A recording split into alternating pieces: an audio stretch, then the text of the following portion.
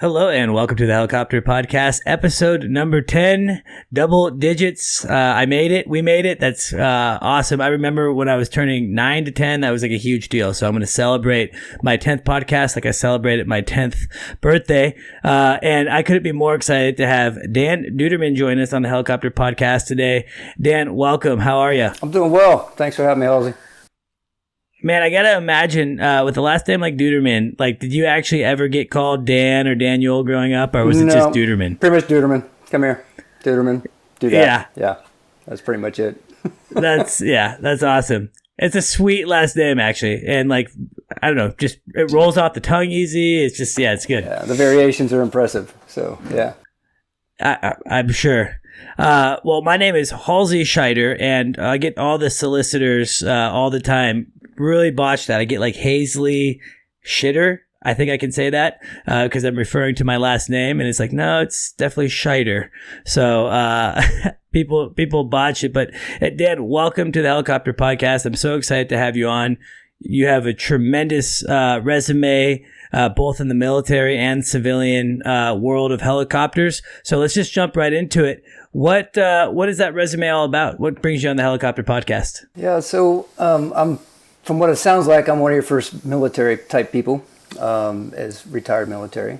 So basically, I got commissioned out of Naval ROTC in University of Florida, and I went to Pensacola as a Go Gators. Yeah, go Gators. So I finished up Pensacola as a helicopter pilot in December of '93. I got my orders to the West Coast, the way West Coast, Guam. So after about a 9-month stint, learned to fly the H-46. I went out to Guam for 3 years, followed a tour as a flight instructor back at Pensacola, which was an amazingly rewarding experience. And then I kind of said, all right, Navy, you're not offering me a lot of flying jobs for the next couple of years, so I jumped ship and went to the Coast Guard, where I had a very diverse and fun career there. So I flew, my first tour was out of Savannah, flying the Dolphin, and then followed on by hit run during the rental helicopter years, as we call it, flying the Augusta 109, and then followed that with another search and rescue tour out of Miami, where I retired in 2011. And during those last couple years, I had kind of made the connection I would want to go into business for myself. So I started a company. And that company has been carrying me for quite some time. So did some flying right after I got out, EC-135 VIP World, doing yacht operations. And then I took a break a little while to have some kids. Not me, but the wife, right? And then, you're part of it. Yeah, I'm part of it, but I'm glad I'm not part of it, all right? Yeah. So, and then I got back into flying recently as my wife is also a helicopter pilot in the Coast Guard. She has orders to DC that brought us to this area, and I have been flying a Bell 429 for a VIP operation for a little while, but that has now vaporized as the owner is selling the bird. So, stayed in this aviation business for almost 30 years now. So it's a good time, no doubt. Yeah, I would say that, you are our first true military aviator. We've had previous military guys and gals actually that did military, and then they use a GI benefit to train civilian. And I think with it, you're one of the more experienced guys. I think you and Sean, for now, can take the cake for our most experienced guest. So we feel super lucky to have you on. I can't wait to talk more about the Squadron. Really cool. Amazing that you've been doing business for so long. I've, been in business now for about 4 years, and I applaud anyone that can do it because it is not easy. So I want to touch on that. Just for our viewers out there that might be maybe unfamiliar with some of the airframes that you just mentioned, like the H-46 specifically in the Navy, what is that aircraft and what's the primary mission of that? Right. I think for any of these conversations, it'll be important to kind of make that leap. The H-46 was a tandem rotor aircraft. They still fly them doing logging up there in the Northwest. So the VTOLs, I think you call them. I don't remember the designation. The Navy has put most of them on sticks, so they don't fly them anymore. Sure. But the logging community still uses them. They're just a tremendous platform, the vertical replenishment. was the meat and potatoes of that world. And then the Agusta 109, you'll see that in the VIP world as well. Of course.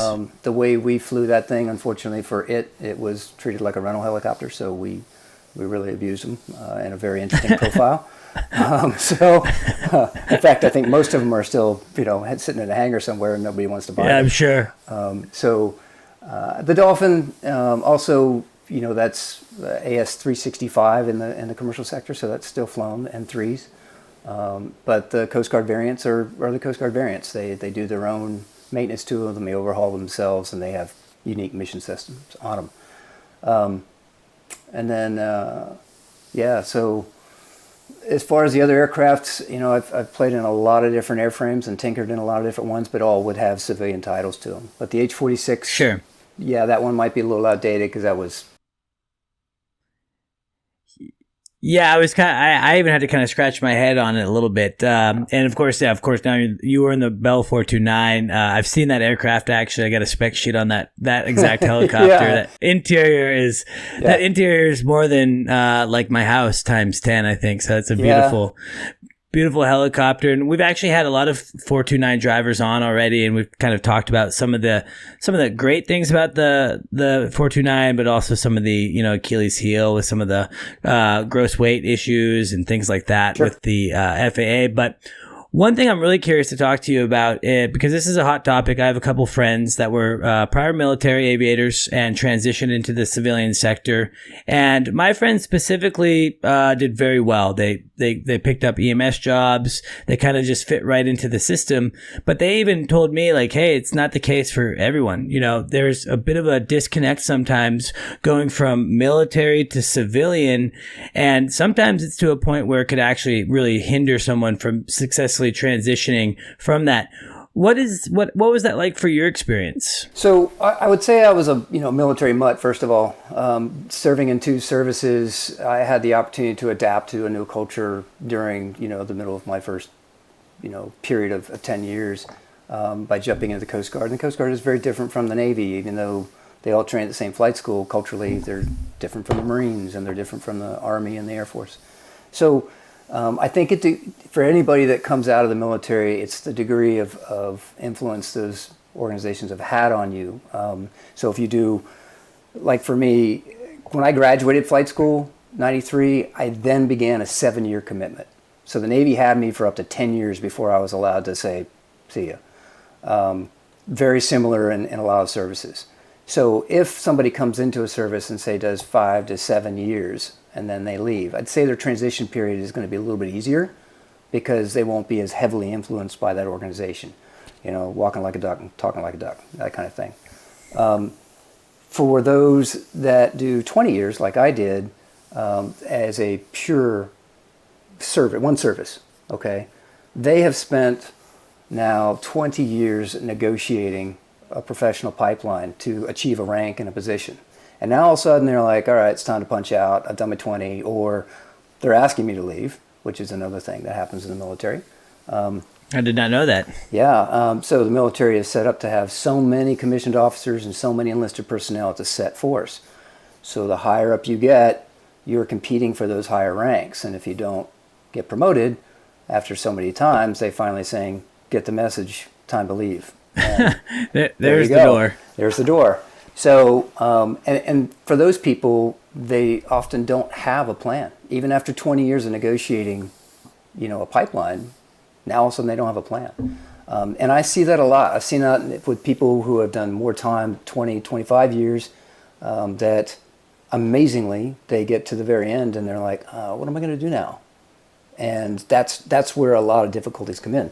So for those that are doing the 7 to 10 year range as a helicopter pilot, you're in a great position to come out. You've got some great experience, but you're still going to be fresh and open-minded enough, hopefully, to kind of jump in and try not to be ace of the base wherever you go, but at least trying to capitalize on that experience and realize you got a lot to learn. It's flying with Sean Moretz, for example. He and I have been flying together for a couple of years now, and I'm constantly impressed with his level of experience in certain areas which I just had no idea about. Whether it's firefighting, whether it's offshore oil, just how those industries work, they all have their quirks. And I'll tell you from experience flying with him, coming up straight civilian, right? He and I have done IFR, IMC operations in the 429 down to MINS, and some pretty gnarly stuff. And it's very comfortable, even though we came from very diverse backgrounds. But for those that are getting out, I'd say, don't wait till the last minute to think about what you're going to do next. But if you're going to get in the helicopter pilot world, nowadays there are so many wonderful programs for people within the Department of Defense or Department of Homeland Security to take those programs, use that education, and find your path forward in the industry. But just go into it with really open eyes and not try and carry your rank, your experience, the there I was stories, all the things that you can talk about at the officers club or wherever you may be. That it's just not going to be a resonating thing and audience, if you will. So. Yeah, I mean, it's a good point. I think that one takeaway that I've always kind of also thought of when talking with my buddy Jackie and my other buddy Chris, who integrated from military to civilian, is that it is a very different mission profile, right? You as a pilot in the military is taught to fly kind of a different way than, say, someone like myself taught in an R-22 and R-44. The mission profiles are very different, right? You guys are training to go in war zones and, come down quick and leave fast. And, I'm trained to come in really slow and controlled. And, there's just different profiles and different mentalities that it's just, I think, is a harder part to it. And I know that my buddy Jackie and Chris specifically, they had to have an open mind to being able to transition a little bit from from this mindset of, flying tactically in the military to being a civilian pilot.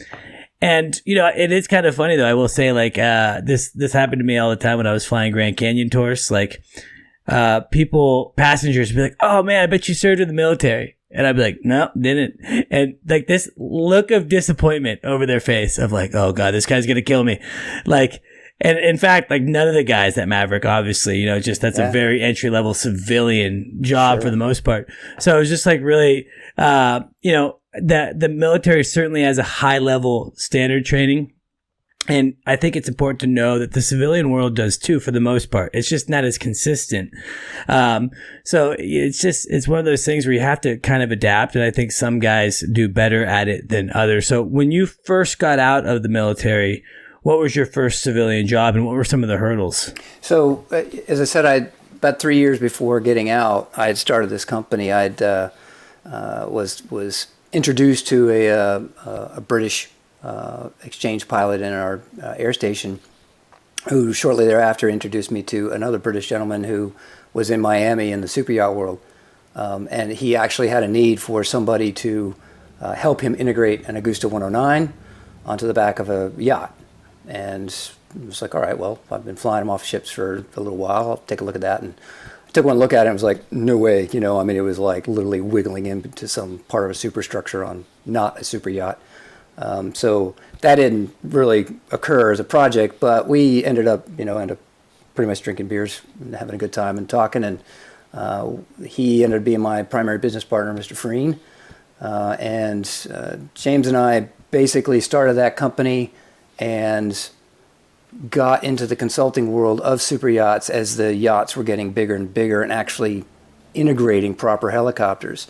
And so my first job actually was just as I was getting done, was to take a very high net worth individual's helicopter, which he had never seen. We basically took this aircraft. I was the instructor, if you will, in the project management. And the pilot that he had hired had never really deployed on ships. Competent pilot, but never deployed on ships. So the idea was I would help take the aircraft, take it down to the yacht, which had never seen a helicopter, integrate it to the yacht, then take it up and actually meet the yacht. And what that really looked like was transition course at Eurocopter at the time, Airbus now, right? So that was my first look at what does a transition course in a new aircraft coming off the line look like? And that was pretty eye-opening, actually, because it was very different from the military style of things. And then taking delivery of that aircraft. What are some of those I'm sorry to interrupt, but I want to capitalize on that a little bit. What are some of those major differences that you saw in that training versus what maybe you would have saw in the military? Sure. The military style of training often is 10% flying, 90% learning how to crash. Okay? I mean, it's literally they're constantly beating in your head, this is going to go wrong now, this is going to go wrong now, this is going to go wrong now. And in very complex aircraft, there's a lot can go wrong. So there's a lot to remember, and there's a variety of things that they can hammer you on. So check rides are abound. You're getting check rides for all kinds of stuff, from mission profiles to basic flight of the aircraft. So going and seeing an EC-135 for the first time and going through the transition, I realized that the manufacturer, their sole job is to simply say, here's the aircraft, here's how to turn it on, here's how to fly it. Don't ask me to teach you, anything else. I might show you slope landings. I might show you how to do an instrument approach, like how to program it in this Garmin, but not my job. It's just not the thing that they're doing. They're there to They're responsible to say, here's the airframe, here's the flight manual. Don't read into it. This is what you're allowed to be taught. And off you went. And in case in point, here I am asking a lot of questions like, hey, can I put a high point tie down on this thing on the boat? And they're looking at me like, a what? And that being, how do I secure this thing to the ship? And they're like, well, we don't do that here. So taking that aircraft and then flying it from Texas down to Fort Lauderdale and taking it on the back of the boat the first time, Mr. Freen is on one side training the crew and I'm training the pilot. We make the two marry up. Okay, we got them operationally savvy. Now we're going to take them from Fort Lauderdale. We're going to fly that aircraft up to Alaska. Okay. So we had probably about 100 hours on this aircraft before we ever went operational with it. And then saying, all right, we're going to go into 100 hour. And I'm like, what's 100 hour? And because pilots aren't allowed to touch the machine in the military. That's really funny. Yeah, of course. So there's all these nuances that we kind of went along, and we had enough mentorship, fortunately, with real civilian pilots. They'd be like, yeah, you got to do this. And here's how you change the oil. Yeah. Commonplace in your world, right? Not in the military. Pilots are like, you don't touch that. That's the maintenance guy. Mm-mm. So of course. There's that. That was again, I understood it, but from the military style, it is every system in and out. You're analyzing how much of that system can fail, and if you can actually continue with the mission, because military doesn't make money, right? It spends money. The government spends money. Yeah. So the very different mental model of how you're training and thinking in terms of, if I make a decision, this isn't going to impact the company, right? But in your world, sure, or the civilian world, money is an important thing, right? So your decision and how you do business. It's all about the bottom line. Yeah, the serious bottom line. And but there's a big delta there in the sense of you're authorized, if you will, for certain types of mission profiles to go out and bend metal and bend people.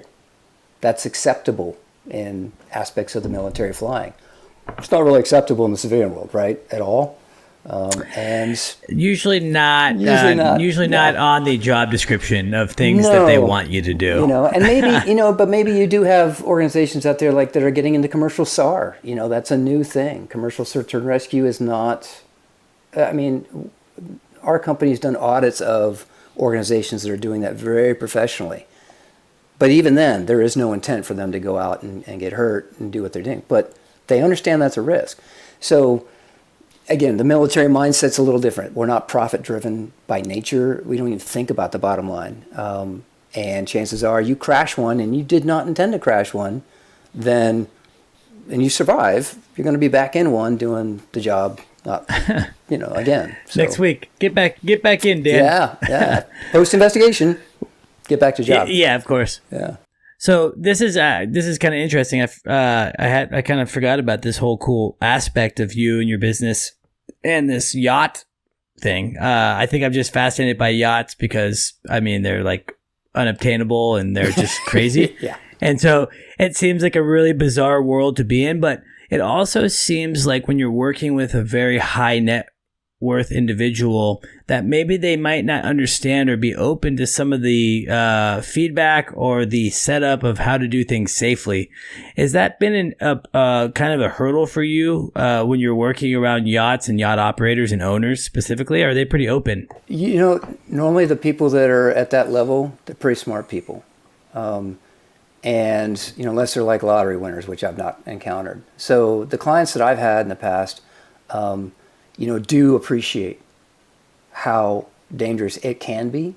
And they do appreciate the ability to set things up so that you're not setting it up for military style stuff. In fact, it should be just the opposite. The mission is fishing, right? So if you're thinking of, do I have to set a helicopter up, it's brand new, maybe an H-145 or an H-160 or an F-76, whatever. Big machines going to big boats. They should be going out when it's absolutely beautiful. It should be just like landing on a helicopter pad, right? Nothing dramatic. Whereas the military style, you're thinking, all right, I got a 15-foot sea and I got 40 knots of wind. And I got to get there. That's where the gas is, and that's the only place to land. They should never be in that profile. So, but they do realize from accidents that have happened, some of the most dangerous parts of the boat are the boat itself, and we'll say you can have a cushion fly up and find the rotor system. Yep. It's over quick. I saw that. There was that video recently where it was like an awning or something came into the tail rotor, and that's a bad day. Probably the most common thing is foreign object damage. Things and people just not doing a checklist. A lot of people don't realize, like yacht crews, for example, those people really, really work hard. It may look very, very sexy, and it is. But the sexy part's for the clients. The people that make that happen, interior staff and the deck crews, they work very hard. And so they're often very fatigued, and it's easy for them to make mistakes. And it's going to be a pretty dramatic end to the paycheck if it happens. Just because people have made a lot of money definitely doesn't make them immune to, the things that are going to get them in helicopter aviation. But a lot of pilots, particularly if you're thinking about getting in that world, you got to remember your job is the only regulation out there is to make sure that helicopter landing area on that boat is a safe place. Well, what defines that? There isn't a regulation. And who's operating it? You got a bunch of zombies down there that are really working their tails off, but they can forget stuff. And you can ask anybody who's had that close call, it's typically something come flying at you like, oh, there's last night's dinner tray, and is that a champagne glass? What was that just went through the rotor system that looked shiny? So. Well, not to mention, too, we had one of the podcast that I posted today, this guy with Eric Thresher, and he had this Thresher rule that he had kind of come up with himself, and it was like, just a noisy helicopter in itself can cause a safety concern, not just for people around it, but even pilots. Like once those rotors are going, there's a lot happening. And even I would imagine the best trained yacht crew, people that aren't necessarily aviation specific, even on the best conditions, those rotors start turning. There's wind batting around when you're pulling pitch. There's a lot of noise. It's crazy. Yeah. That might just kind of, cause a lapse of judgment or whatnot. So I don't know. I feel like the whole yacht thing does kind of scare me a little bit. Or it can scare. I've told a lot of clients, like doing night operations off of boats. I had one particular instance where it was an interesting thing to see with a night vision goggles sitting on the back of a Coast Guard cutter, and I saw this piece of paper just kind of flying up from the bridge. Right, it's flying down towards and I just see this piece of paper, and I'm like, okay, well, it's no big deal. It's paper. And that paper got into the rotor system, and it caught the blade just right, so it didn't get shredded, and it made this audible machine gun sound, just whistle. It was crazy. And you watch about 10 people do the funky chicken on the deck, man. They were just running everywhere because they couldn't see it. I'm over the radio going, it's paper, it's okay, but it's paper. Somebody was about to jump over the deck because this is a helicopter, and that's not a normal sound that just came from that noisy machine, and they're all running for the hills. And I would have too, if I'd been out there and heard that sound, because I had double hearing protection and it still was loud. 8 by 10. That's so funny. That was a good machine gun impression, by the way. Yeah. Impressive. I got a couple of them. Yeah. That was really good. Well, that's the whole yacht thing. It's like it looks really sexy and fun, but I hear it's actually really not like the greatest helicopter gig. It depends a lot on the owners. Some owners, like the one I went with for 30 days in Southeast Alaska in the summertime, it was my first time up there. It was magical. It was beautiful. And he treated that helicopter like an F-150 truck. He wanted to go out and see stuff. I mean, just every day it was something for he and his guests. So, it was a total gas for us. But most of the time it's, point A to point B, it's 99% planning, 1% flying, death by point 2, death by point 3. And it's labor intensive in terms of like permitting or, because they go to crazy places. And then it's always very last minute. A lot of times no plan. So it depends on the relationship I think they have, but it's a tough world for people to be in if they don't quite get, there's a very spontaneous nature to it often. And it can be very frustrating. And then at the end of the day, as I said to myself after, the 20 years of maritime flying, there I was in a freaking dry suit on the back of a yacht, and I'm looking at water going, I'm on a boat again. Damn. How did I do that? Because, here I am. Here I am. It's like whale. It can't escape you. That's right. Yeah. I mean, that would be, I don't know. I always thought, and that's another thing for me, it's like I'm just not a big water guy. I don't love the idea of being over the ocean. I don't think I would make the best Coast Guard pilot, even though I feel like the Coast Guard is like, I don't know, super awesome in regards to their mission profile and the things that they do. At least what I know of the Coast Guard. But it's, man, I don't know. I feel like, whether I'm flying offshore or flying the yacht, man, the water thing would scare me. Get an engine failure, go in the water. Yeah, it's a great swimmer. It's a whole nother thing when, you land in the water and you're part of the food chain now. So, that's true. That's one of those things to consider. But, that's another aspect of how we as a company prepare those yacht pilots, if you will, as well as the ship's captains, how to deal with a mishap at sea. And, where the guy might show up in a polo shirt and he's wearing his Bose headset, I come walking in, I've got a vest with an EPIRB, I got a helmet, because, I'm trying to tell him, look, you go in the water and survive, this is the only part that's above the water. So, your helmet has now got Velcro for your EPIRB, the strobe light, and you got a handheld maritime radio to call boat people saying, get me out of here now. Those are all things that after many years of looking for people in the water, it's a way to pass on, like, hey, you're a good pilot maybe? Cool. Ditch the aircraft in a smart way. You get out, now what? And you could be what are you going to do? You can be a mile away or half a mile away from a boat and they still won't see you. Of course, it's yeah. a difficult thing to see unless you are a big marker buoy all of a sudden. So it's something to consider. It's interesting. It's just being ready. I mean, we've talked about this before on the podcast before. It's just having a readiness to you. And I think sometimes people think the readiness is like, oh, I'm ready. Like, I know I'm going to land there when the engine goes out, or I'm going to do this if this happens.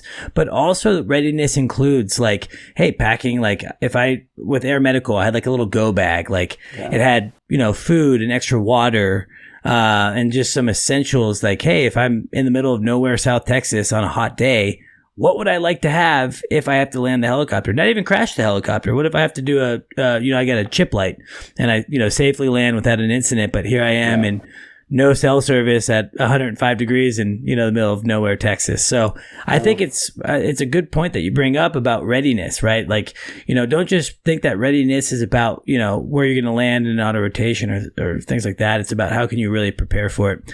I've seen it go a little intense on the other side. I got a buddy of mine that flies the news, and when he goes out over the town, and he's very ready to go, man. He has the full survival pack and whatnot. I'm like, man, we never leave the city.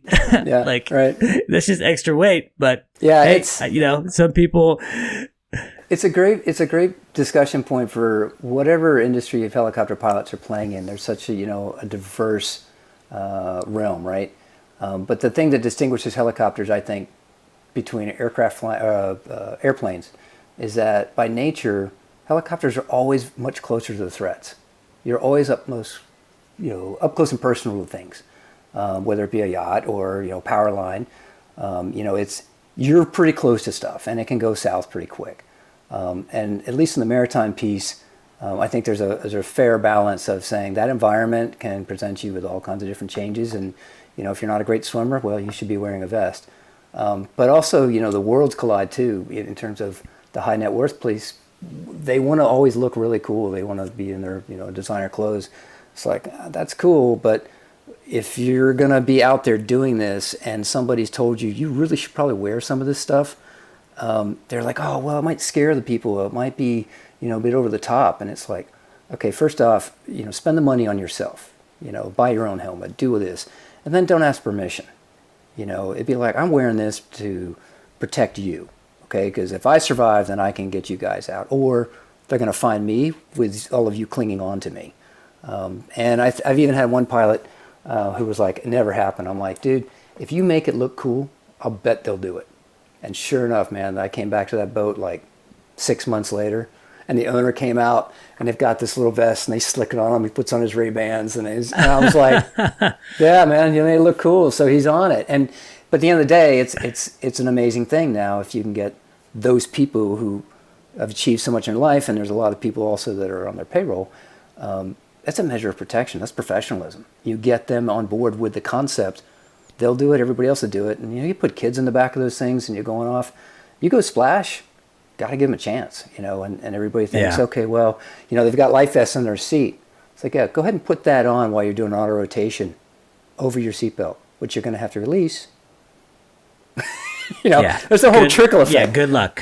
So that's been the value added. It's really, it's amazing. Well, I want to talk about safety with you. I know that you're very much in tune with safety and helicopter safety, but I think before we get into it, I think we should understand a little bit more about your business, the Squadron. It seems to be kind of a prevalent time to talk about that. I know that like any great business, it came to fruition over beers. So that's probably why you've been so successful. So beyond the beers, what did you all talk about that night, and what has it turned into? Did you say 2011 is when you were having those beers? 2008. And so 2008. We incorporated in 2008. Yeah. So I was about 3 years before getting out. Crazy. Okay. And okay. So wow. One of my goals at that time was, with this entrepreneurial kind of concept, was I had to make my last 2 years in the military as painful as possible. Like, I really had to have the itch to get out. I had to really be driven to get out because I had other things waiting for me. So I leveraged that time to do that. And that was just a fortunate place to be for that. And I had, a good business partner who was clear out. So he was a jungly pilot in the Royal Marines, and so he understood a little bit about what I was going through, and it was good. But what we talked about in particular that night was we realized that, what an amazing thing that after 20 years and all the education, all the experience that we had, it's often lost once you leave the military. It's lost in the respect of either you take a job, let's say today, you pop out and you become an Amazon program manager. All that mentorship and all that stuff that you can pass on is just vaporized. So one of our thoughts is that wouldn't it be nice if we could just create a consortium of subject matter experts in particular fields? What would you be bulletproof at, in other words? And basically put those people into teams and be able to go and be third-party consultants, but not with the idea of going in and taking over and becoming part of their everyday operations. It's more like go in, show them how to do stuff, and get out. Like if you do your job really well as a consultant, unfortunately, they're not going to call you back, right? They're on their way. And with so many organizations in the helicopter world migrating towards more military-like operations, this is 2011, so night vision goggles weren't that prevalent then. Unless you had big corporations, big money.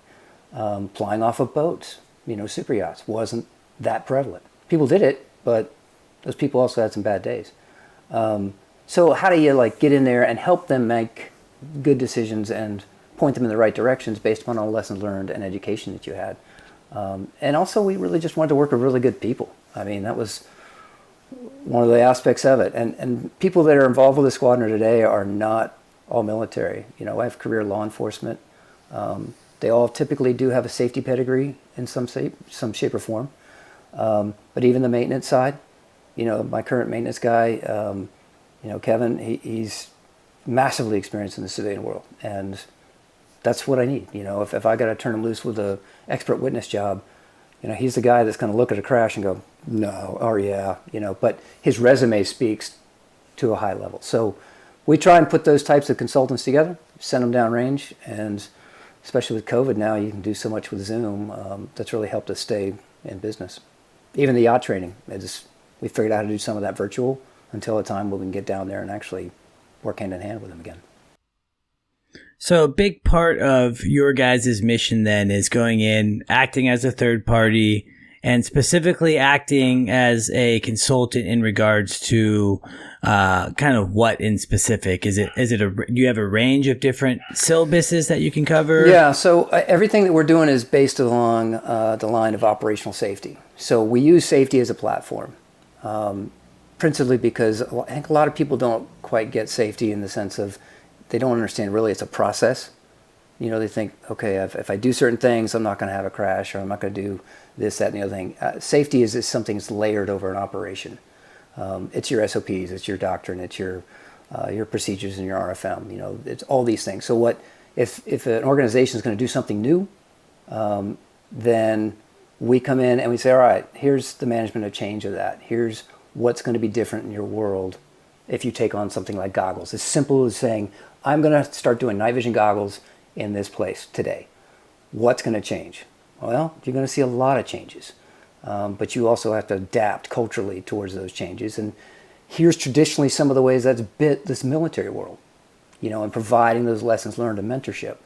And companies out there that, for example, sell night vision goggles would leverage us to go in as a third party and manage that change, that cultural change. And they were out, and then they're being taught goggles, and they go about doing their missions. So it's along those lines. We use safety and all the different aspects of safety, the 4 pillars and SMS, risk management. We'll teach people how to do a safety program itself from an operational perspective, meaning we'll apply all our military experience to say, we did really high-risk stuff repeatedly. And how do we do that? Because we had a robust safety program or risk management program. We were trained with crew resource management. We were trained with operational stuff. It's not rocket science. It's just they're often not ever afforded the opportunity to be exposed to that because it costs money, which the military doesn't worry about. Has endless amounts of. It's got its budget, and you've got to spend it all. If you don't get as much next year. So they spend it all, right? Sure. Yeah, so it's a different mentality. Well, I want to kind of keep on that subject. We are going to take a quick break for a quick sponsor call, and then we'll tie right back into that, okay? Super.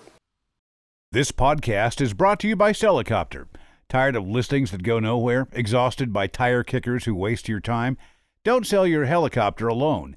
Helicopter handles the entire process from start to finish. So, if your helicopter is sat too long waiting for a buyer, contact the team at Helicopter today for your complimentary market valuation.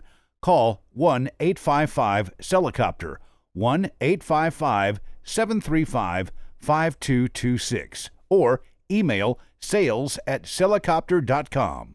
Helicopter. List it, sell it, done. All right, we are back from that quick break. Thanks for your patience there, Dan. So that was the interesting thing that we were talking about before the break is, the military, so to speak, has an infinite budget. And in fact, I've even heard stories of guys like going out and buying like super, super fancy coffee machines for their base overseas because like they had to spend the money. Like, here's a $30,000 coffee machine, just to get the budget. I don't know if it's true or not. There's similar stories. I'm sure there are. I fortunately don't have my name on any of those shits, so I'm good. Good. Yeah, you can stay clear. So with that though, I guess with being in the civilian world, bottom line is a big deal, and budget's important. For-profit businesses, I get it, right? You have to make money. And I think that there was a really big problem in the helicopter world for a very long time, civilian-wise, in which people didn't want to invest in safety. They didn't understand the investment in safety, and they wouldn't spend the money. And companies got terrible reputations. A lot of people died. A lot of people died for probably no reason or reasons that could have been avoided. In your anecdotal experience, how has it been working with private for-profit companies and trying to convince them that investing in safety is like one of the best investments they can make as an operator? Sure. There's two avenues to that. Either one, they've already had the bad day. They've had the watershed event, and they are coming to terms with the fact that they did not have any kind of safety culture or program. And if they had, there is a very high probability they would have not had that bad day. The other types are people that they're owners, CEOs, either director of ops, they get it, and they take on the reins of a company, and they realize there's nothing there, and they realize they're very exposed. Because those people and the people that had the watershed event typically come to learn that the cost of a crash is astronomical compared to the cost of a fairly simple process.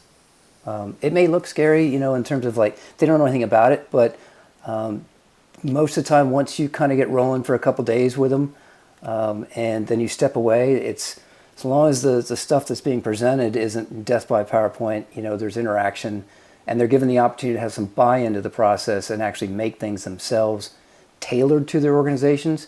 Those groups of people tend to have more buy-in to safety as a whole.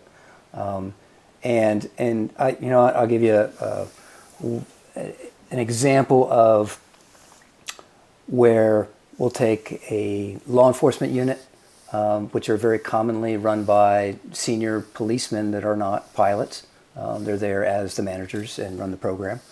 But they have a hard time sometimes with aviation safety, and then they have a bad day, or they've seen another department that they know people in have a bad day. And then you come in and do presentations, and they're like, look, all this safety stuff, we got to go. We got to get out there and catch the bad guys. We got to do this. And it's like, all right, well, if you go and do that and you end up in a smoking hole, not only did you have the loss of an asset and people, but now the mission has also suffered. And the bad guy's still loose, or the kid's still missing, and you also have, dead cops, or a bent up aircraft, so how is that going to impact your image, your ability to operate in the future, and subsequent missions? And our ability, I think, coming from the military realm, is that we get the operational safety side because of the high-risk nature and doing it repeatedly, that we're able to convey a sense of, I hear what you're doing, so let's talk about what you do, and then let's fold safety over top of that. Let me show you what that looks like. And when you show them that, then their eyeballs kind of go, oh, all right, light bulb comes on. And the fact that we're not there to take their jobs, and we're not there to make them look bad. But typically when we go to do a safety consultation, there's typically a 1-hour sit down with the boss. And it's a closed door session, and we go, look, sure, you can waste your money, you can pay us and give us slip service and not do anything, but at the end of the day, if they don't believe you believe in the safety culture, you're sunk. So getting that buy-in from the boss, having the boss do certain things at the beginning, and then teaching the boss how this will actually increase profitability because you're not making the same errors over and over again. Yeah. I mean, accidents are expensive too, and not to just put the dollar and cents behind it, but accidents can affect a lot of people in a very difficult way. Not even part of the right. You could have a police accident over a very busy city, and the people on the ground are then affected by that. Absolutely. There's such a trickle down effect, and so I'm really glad to be in the industry now. I feel like back in the day, prior when I was, I would say maybe early 90s, mid 90s, even early 2000s, it was a different industry, and there was a different stance on safety. And I have been really lucky to work for operators that have taken for the most part, a pretty positive stance towards safety and, their SMS program and establishing a just culture, which I think is like, to me, I'm I'm not super knowledgeable about SMS, that, but I feel like the just culture and things like that really allow, for a great overall safety culture. So, it's really cool to see that there's, that people are open to it. I could see it. You head into an operation. They've been doing things for one way for 30 years. Yeah. Might be kind of hard to get your point across. Is there ever a big pushback, or is it people pretty open? seems like. I tend to start with something small instead of like pointing all towards like the smoking hole thing. Everybody wants to point towards a big crash and be like, all right, well, why don't you back that up? Let's say that you're out there slinging power lines, okay, and you constantly are breaking one little gizmo. It's just as common as can be, right? And you don't ever document it. You just go get more gizmos. Well, if you had the ability to document the breaking of the gizmo and what that cost was, and over the course of time, you trend that and go, you know what are we doing? And you find out it's as simple as saying something differently, communicating something differently, and now the gizmo stopped breaking. Well, what's that dollar value you just saved with one little widget, right? So, but even then, it could be as simple as fix that stops a hazard that you know about from coming up and biting you. And operators in the helicopter world know those hazards, but mitigating them, they don't often have a voice. And so the SMS gives the ability to document not an error, but a failure in the system, and it's inefficiency. Sure. It's that inefficiency that bites you. And when you realize that, then you start seeing the dollar signs. It's a natural byproduct. Yeah, it is crazy to kind of look at it from that perspective, even like, hey, why does this part keep wearing out or something like that? I mean, you might find that like most SMS reports, then it points to a systemic issue, not so much an isolated event.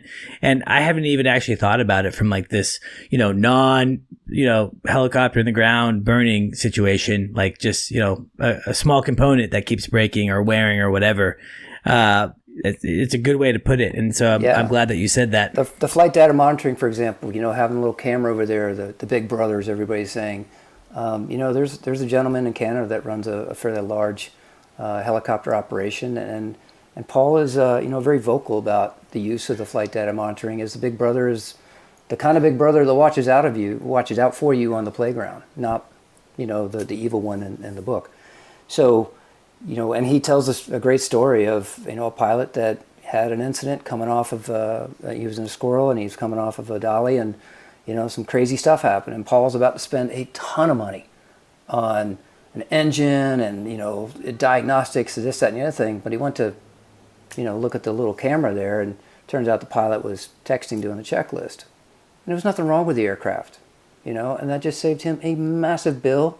And he is able to get rid of an asset that really wasn't doing him much good. So that's not safety being punitive. You got to make that distinction, and that's one of the benefits of the military world is that because it's not profit driven, the safety investigation is very protected. The information in it is highly protected. There are two investigations in a military crash. There's a safety one, and there's a judicial one. It's basically there to make sure you are in the line of duty. All right, so. That is a separate board, and they literally are like, hey, did you go out there and do that on purpose? They try and dig up all the dirt. No, but you don't have to talk to that board like you do the safety board. The safety board, you can tell them everything and anything, no matter how it incriminates you. It's protected because they want to know the root cause.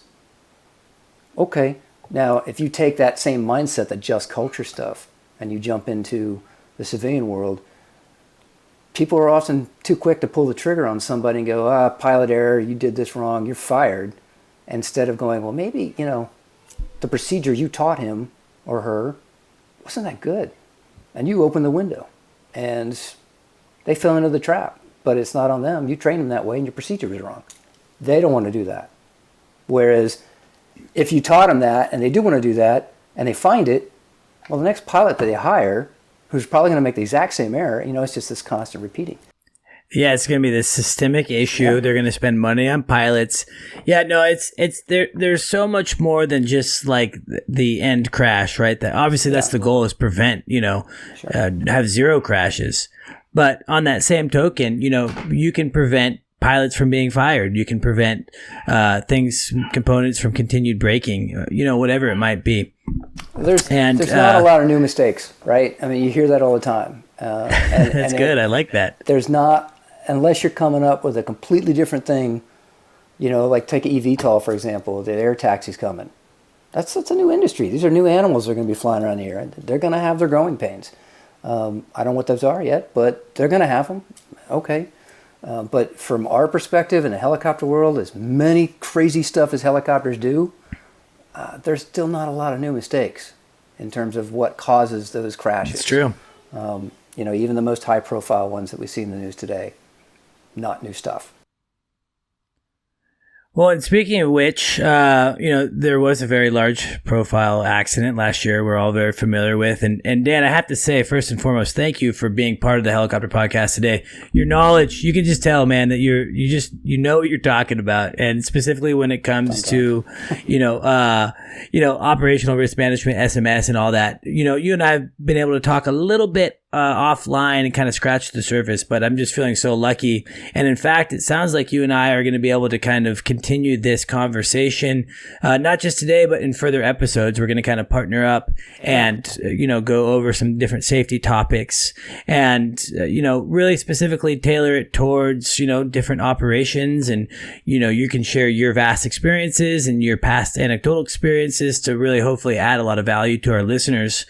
And segueing into that, as you mentioned with, high profile accidents and things like that, I'm interested to hear kind of your take on the Kobe situation and kind of how you've dissected that and where you kind of fall in that. I would be really curious if you're open to talk about it, of course. Yeah. With the report out now, it is what it is. I can tell you from a personal experience, I can almost place myself in that fellow's shoes.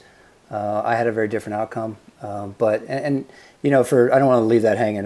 Essentially, this was a flight back in probably '96, somewhere in there. I was a newly minted aircraft commander in the H-46, and for those in the civilian sector, what that really means is you graduate flight school, you get 9 months of training in the aircraft, and then you spend about 2 to 3 years becoming an aircraft commander. So there's lots and lots of training, and you're signed off. Right now, you're a big PIC, and you can go do all the missions of the aircraft. Brand new aircraft commander flying with another brand new aircraft commander, leaving the boat. So we were leaving a large amphibious assault ship, and we had about a 2.5 hour flight back to the base, and it was in Japan. And we flew in formation. There's 2 H-46s. with about 25 personnel on board between the two of them. And our job was to leave the ship and get back to our land base far away. And to do that, back then, we didn't have GPS, or one of the aircraft did, but it was like this handheld monster, right? So they had to lead, and those were the senior pilots of the detachment. And we went bombing up the west coast of, Honshu, I think it is, or Kyushu, one of the two westernmost islands. I wouldn't know whether if you're right or wrong. Here's the important part. Honshu and Kyushu, whichever one sits, I feel bad for the geography, I should know this, but there's a bridge between them in this channel, this sea channel between the two islands. And the bridge sits up like 300 or 400 feet, if I remember. Oh, wow. Yeah, it's a high bridge. And in Japan, they string telephone lines and wire lines everywhere, so you like never fly under a bridge, okay? But it was like, this is our nemesis. You didn't have weather forecasting, and there was always some weather that sat there like this little cloud of horror that was always going to be there. And it was a beautiful day when we left the boat. It's a beautiful day when we hit the west coast of the first island, and we're trucking up in formation, having a great time. And we get to the channel, and as we come around, it's like a perfect S channel. And as we come around the first bend, we could see the clouds of horror sitting there, but you could see the bridge. So we're like, okay, we're going to give it a shot. We'll see if we can get over this thing.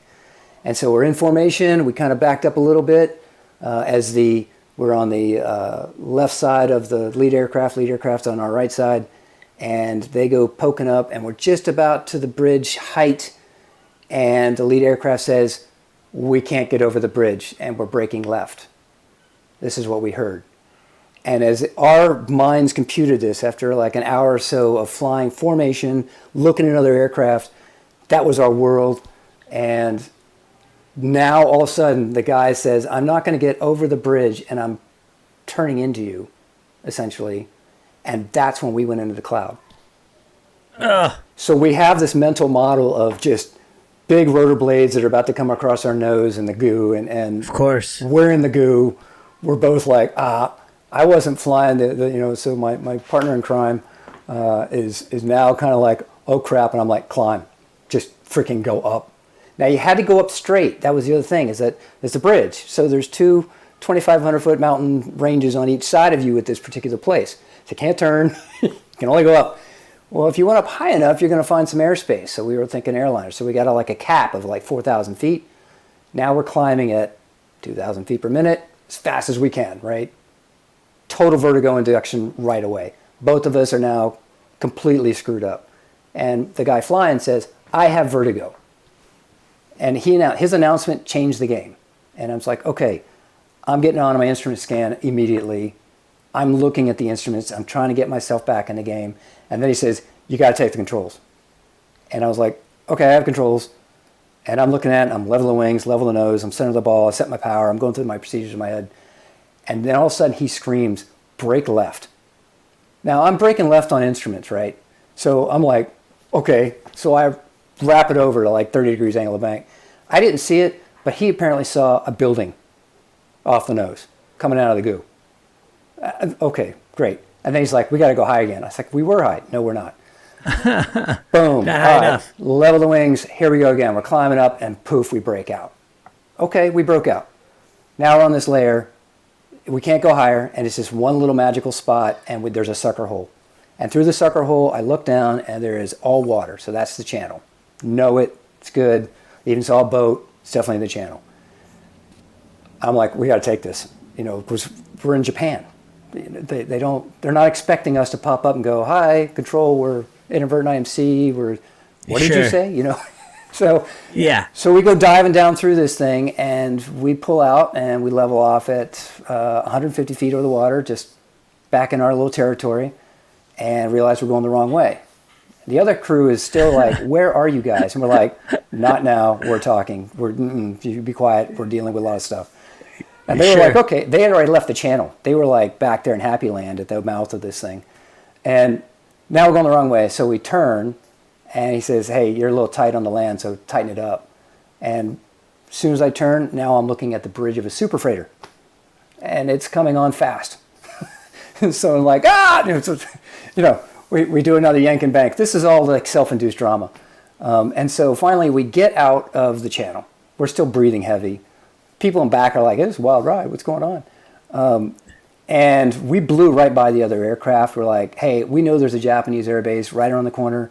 We're going there. We'll talk on the ground. That's it. End of story. So we come bombing in the Japanese air base. They have no idea what they're doing there, right? And here come these two big American helicopters. And they come out and they're like, what are you doing flying in this weather? And we're like, yeah, no kidding. So yeah, that's why we're here. And so we swapped some patches. We tried to make nice. Everything was wonderful. They were super helpful. They got us on our way, and we ended up flying another 3 hours, IMC IFR this time, with control back to our base.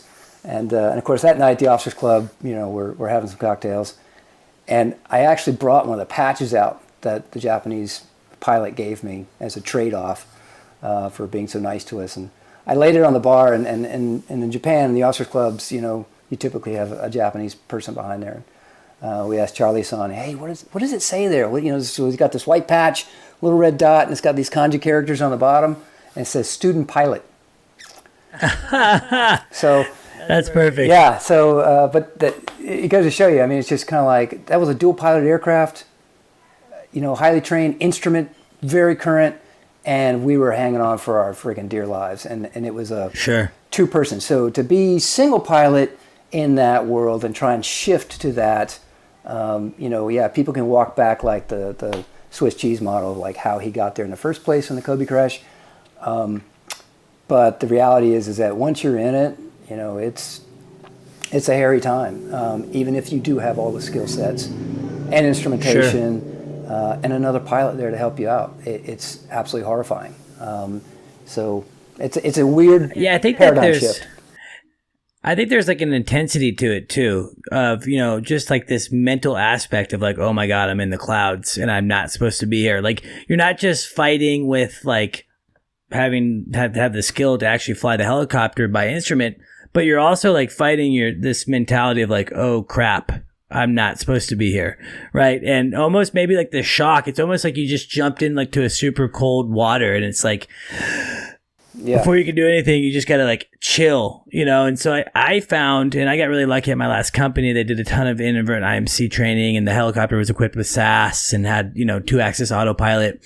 And even with those tools, I mean, you can still totally be in big trouble. Yeah. But the key things for them was just, level the aircraft, climb with power and airspeed. Like, get up, get altitude, maintain power, maintain airspeed, maintain level, and then start to go down of like making a radio call, to, working the GPS, finding an RNAV, doing whatever you have to do then that's kind of more additional. Where I think everyone, at least for me, I was like, I'm going to do this now. I'm declaring an emergency. I'm doing this. And it's like, well, how about you fly the helicopter first, get to a point where you're at a static position almost, and then you can kind of start moving. Yeah. And I think that's a hard thing to overcome, being a VFR helicopter pilot. Yeah, that's another good thing to kind of point out is that, I'm coming from a very different world where, the majority of the training for naval aviators is instruments. The majority of your operations are instruments. And whereas like Army and Marine Corps are very ground support, and U.S. Air Force is ground support.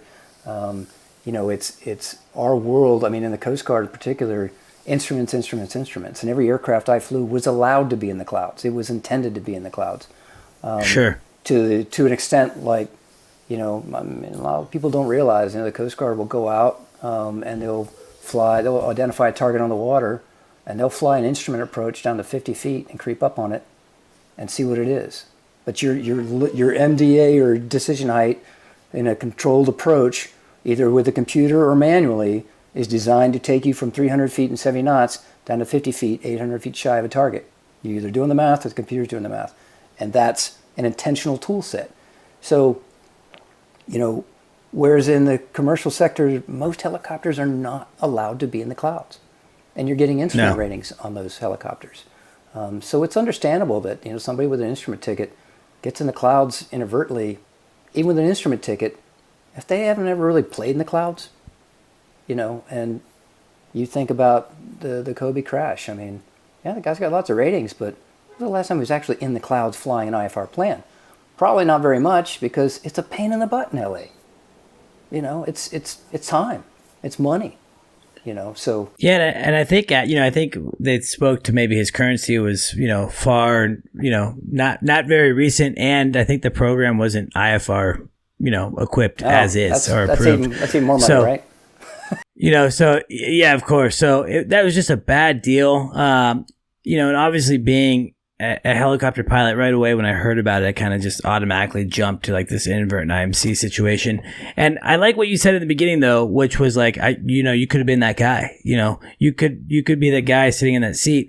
I think it's important as helicopter pilots, and as if you're listening to the podcast right now, I'm never going to be sitting here on a high horse saying like that guy was an idiot. I mean, if it's a really blatant thing, I guess maybe, but like, there's so many things and so many factors that happen in a helicopter that I think we're all somewhat apt of making that same decision or going down that same rabbit hole. And so, I'm just glad that, companies are really starting to push to try to get away from that, whether it's having really conservative minimums or it's having training procedures in place, or it's allowing guys like Dan to come to your operation and disrupt it a little bit and make sure that you're actually following procedure, that your pilots are following procedure and establishing a baseline of safety. Because ultimately, without it, I mean, all of us could be making those same mistakes. And so, I just really hope that, as an industry, we're moving away from that. But man, I mean, we've all been in situations that were a little hairy. Yeah, and then to counter on that, like the flip side of that is you got to remember sometimes it is a hazard that bites you. Okay, so it is something that is organic to an operation that can get you, that has nothing to do with the air crew and it's nothing to do with the operation. It's just an inherent hazard, and it manifests itself and it gets people killed. And too often people are too quick to judge what happened. Sure. And again, another personal experience there where I sat on a investigation, a mishap investigation, a fatal one, 4 aircrew dead, and it was 2008, so Coast Guard crash. It was a training event, and I can tell you that when we first got to the scene, we all kind of in our brains kind of we knew the cause of the crash. It was the helicopter snagged up on a boat. But we all had like a mental model of what really happened. And at the end of that investigation, 6 months later, with everything that we compiled and all the help from the NTSB and all the engineering analysis, every one of us was wrong. And collectively, we were able to let the data present itself. And at the end of the day, it was just that. It was a hazard. It was getting snagged up on a boat. There's no way you're going to make a boat not a snag hazard.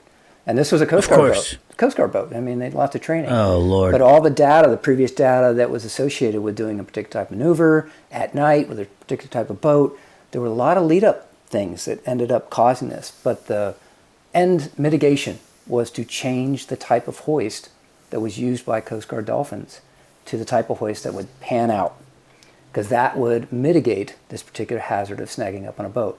That was the fix. That was the takeaway. And I will tell you with all my heart, those 4 people were like clockwork that night.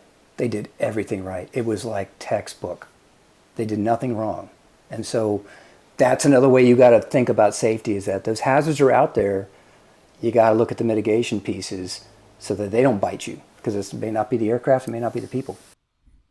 And it's crazy to think that you went into that investigation kind of with potentially your mind made up, and then, come toward the end, it's like, oh no, it's actually this winch system. And it's my understanding from previous conversations with you, like you just said, like that's now the standard winch for that aircraft, right? Yep. I mean, that's like a big change that happened. So yeah, it is cool to see, right? But they could justify a ton of money. It was completely justified because they had the data. Yeah, they had this loss of life and loss of airframe, but there was so much supportive data pointing towards mitigating that hazard. It was like an easy budget item for them to turn around and go, now let's find the right one, let's retool it, and demonstrate and procedures, and they crafted it. They changed a lot of how air crews would react to certain things because of other things that we discovered.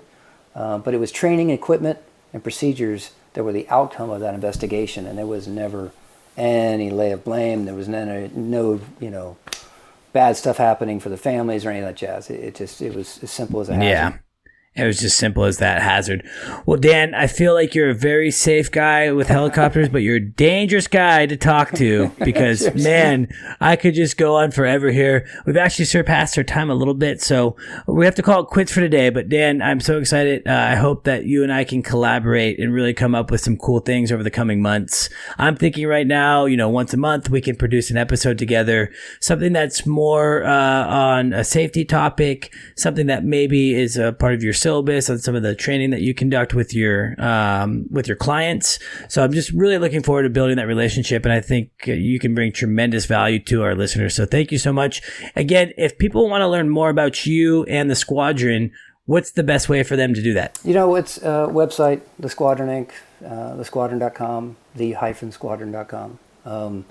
We do a lot of stuff that's mainly word of mouth. It's a lot of like boutique consulting, I will.